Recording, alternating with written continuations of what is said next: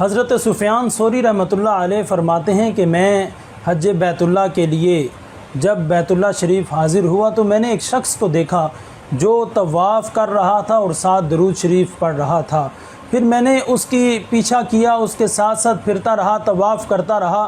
وہ شخص حجر اسود کے پاس جاتا ہے، درود پاک پڑھتا ہے۔ وہ شخص جب کعبہ کے دروازے پر آتا ہے اس وقت درود پڑھ رہا ہے۔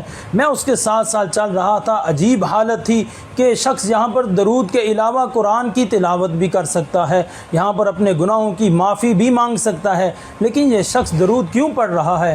بزرگان دین کا ایک جو ہے تصور تھا، ان کا ایک طریقہ کار تھا کہ وہ جب کسی کو دین کے معاملے میں کچھ عجیب کام کرتے دیکھیں، کچھ معمولات سے الگ کام دیکھیں تو پھر اس سے پوچھا کرتے تھے کہ اے اللہ کے بندے اس کی وجہ کیا ہے، تاکہ اسے ہمیں سبق حاصل ہو سکے۔ حضرت سفیان ثوری فرماتے ہیں میں نے اس شخص کو پکڑا اور کہا اے اللہ کے بندے بتا اس کی وجہ کیا ہے؟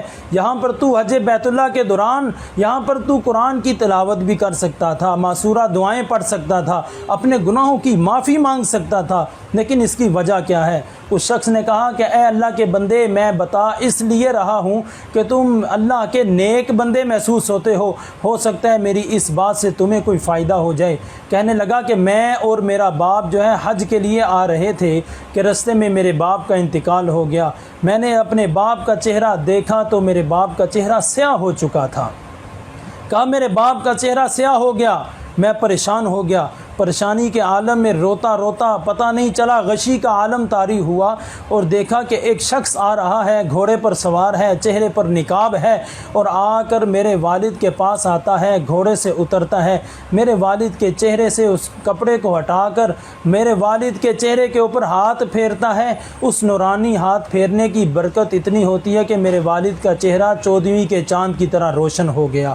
کہنے لگا کہ میں نے اس نقاب پوش سوار سے پوچھا جب وہ واپس جانے لگے، میں نے کہا اللہ کے بندے بتائیں آپ ہیں کون اور میرے باپ کے اوپر مہربانی کی وجہ کیا ہے؟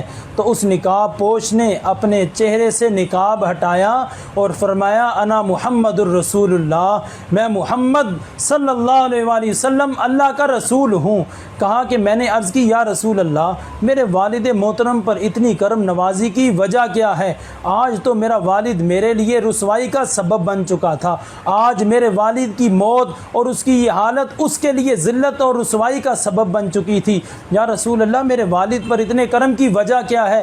حضور نے فرمایا کہ اے شخص سن کہ تیرا باپ جب رات کو سوتا تھا میری ذات پر درود و سلام پڑھا کرتا تھا، تیرا باپ جب دن کو اٹھتا تھا، صبح اٹھتا تھا تو میری ذات پر درود پڑھا کرتا تھا، تیرا باپ خوشی میں ہو یا پھر تیرے باپ کے اوپر غمی کا کوئی عالم ہو وہ مجھ پر درود پڑھنا نہیں بھولتا تھا۔